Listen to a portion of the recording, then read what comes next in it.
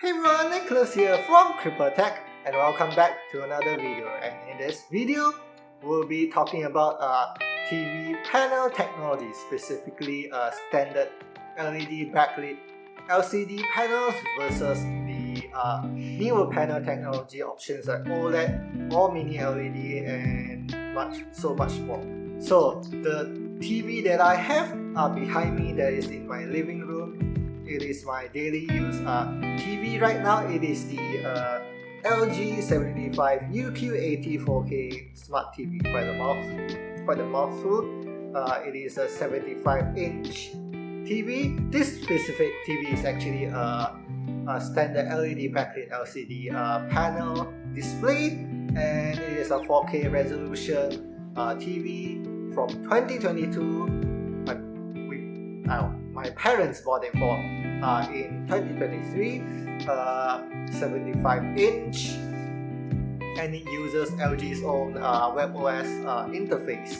So the focus of this video is actually why standard LCD over newer panel technologies like OLED or mini LED and so much more. There's actually so many more newer panel technologies that I can't name all of them. You can search on the internet. A lot more than OLED and mini LED, OLED, mini LED, QD OLED, QNET, too much. So yeah, we'll be focusing on standard LCD and OLED today. So as I said before, this TV is actually a standard LCD panel, and this technology is actually older than the other panel technologies, so it's quite mature. So a standard LCD panel actually uses a backlight to illuminate the liquid crystal pixels that is in front of the backlight, that switches to change the color of the light shining through. So all the light from the LCD is actually from the backlight filtered through the liquid crystal pixels that switches color and forms the image that you see right in front, right from your TV. However, with this kind of technology, you can't really achieve deep blacks, as there is a backlight constantly shining through the pixels. Some dark parts of the scene might actually appear grey depending on the scene and how mature the LCD display technology is, and that effect is called backlight bleeding. Although for this specific model, I've never actually noticed any severe backlight bleeding in my daily use. So as for OLED, OLED is actually short for organic LED. LED is short for light emitting diode. So organic LED, as the name suggests, it's made up of organic materials. But for OLED technology, it requires no backlight, so there is no backlight shining through pixels. OLED actually uses self-lit pixels, so each individual pixel is actually its own LED. So the pixel illuminates individually, and it requires no backlight.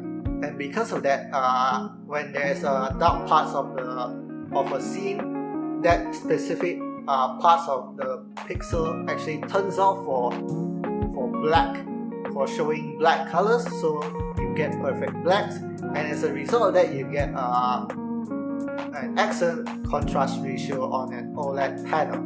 And there are other panel technologies like mini LED, QLED, QD OLED, so much more that I can't cover in this single video, perhaps in another time. So now that I've explained the very basic concepts of standard LCD and OLED panels, how they work, so the question is, why did I choose a standard LCD over an OLED panel or any other newer panel technologies like mini LED and such? So one main deciding factor is actually the cost. Standard LCD TVs are cheaper because of how mature the standard LCD technology is compared to other newer panel technologies, and it has been quite a while since standard LCDs have come to market compared to other panel technologies, so it is cheaper comparatively. This LG TV model actually cost 4,000 plus ringgit Malaysia. I'll put a conversion rate somewhere at the time of editing. Equivalent OLED or other newer panel technology TVs for this 75-inch TV can cost quite a lot more, double or more actually compared to this TV. So you actually save a lot more by going with standard LCD TVs. And as for picture quality, although yes, OLED does have perfect blacks and brilliant contrast ratios compared to standard LCDs, you get a lot more. The colors pop more because of the brilliant contrast ratio. But then standard LCD TV is for this specific model anyway. It's good enough for home entertainment, and you really don't notice the difference if you don't watch two TVs side by side looking for comparisons and the differences. So if you're just watching TV content right at the comfort of your own home, standard LCD will provide the same entertainment value as an OLED TV. So with that in mind, why not just go with a cheaper option? So that is one major deciding factor. And of course, it depends on the TV model as well. High quality standard LCD TVs have actually been able to keep up with newer panel technologies in terms of picture quality in general, although it cannot replicate perfect blacks that OLEDs can, but it is good enough for home entertainment use. So under normal use case scenarios, as this is a smart TV, it runs LG's own webOS interface. It supports most of the major streaming platforms that you can find, like YouTube, that is a YouTube video playing right now, Disney Plus Hotstar, that is Disney Plus equivalent for my region, Amazon Prime, HBO Go, Netflix, and so much more. There's also local streaming platform apps available on webOS as well. And yeah, as I said, the entertainment enjoyment value is similar, if not the same, compared to OLED panel TVs. There's actually a diminishing return in how much entertainment enjoyment value you get from switching up to a newer panel technology. It's not worth the cost, in my opinion, for my use case. So with that in mind, there is no point spending more money on a newer panel technology like OLED or mini LED. So just stick with a standard LCD panel TV. That will be good enough. Of course, everything has its downside. So I have used this TV for a few weeks on a daily basis. I mostly watch Disney Plus content, sometimes HBO movies, and a lot of YouTube videos and some shows available on YouTube. So that's most of the content that I watch using this TV. And there is two downsides that I've noticed using this TV for a few weeks. There is one major one and one minor one. I'll start with the minor one. The minor one is actually related to the performance of the TV. Well, not the picture quality performance. I'm referring to the webOS interface performance. It sometimes lag a little bit because this is a 2022 TV model. It uses LG's own Alpha 5 Gen 5 AI processor chip. That is a 2022 chip, I believe. The newest chip right now is Gen 7. So this uses a Gen 5 chip from LG. And one good thing about this TV is that it still receives software updates. So that's one upside to it. But then you receive newer software updates with an older chip, sometimes it's not able to keep up. So you do notice a little bit of lag here now and then, but then it doesn't impact my daily use majorly, so it's considered a minor issue for me. So that is one aspect, negative aspects that I have noticed. And the other major problem is regarding to the TV's brightness. Currently I have it set to the maximum brightness available, and I have to close the curtains for the TV content to shine without reflecting the windows.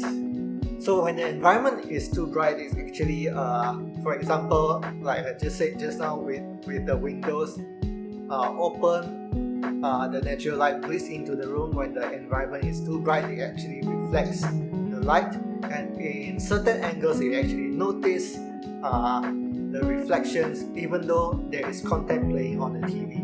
So it can be quite distracting in some scenarios, but for this it can be avoided by just looking at the right angle, and if you find the right angle, it's actually easy to ignore the reflections, or you can just make the environment darker so it doesn't reflect anything at all. So basically the brightness is not an issue if the environment is dark enough.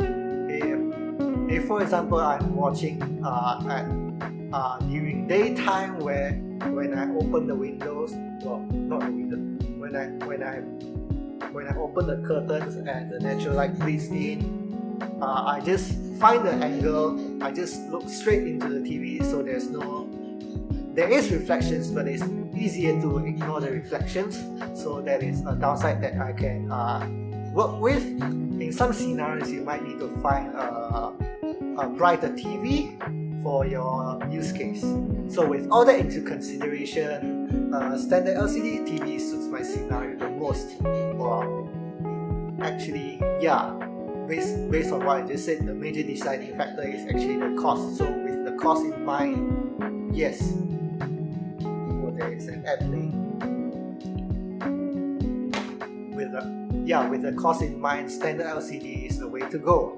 What do you think of my choice and my reasoning for choosing a standard LCD TV over newer panel technologies like OLED or mini LED? If you have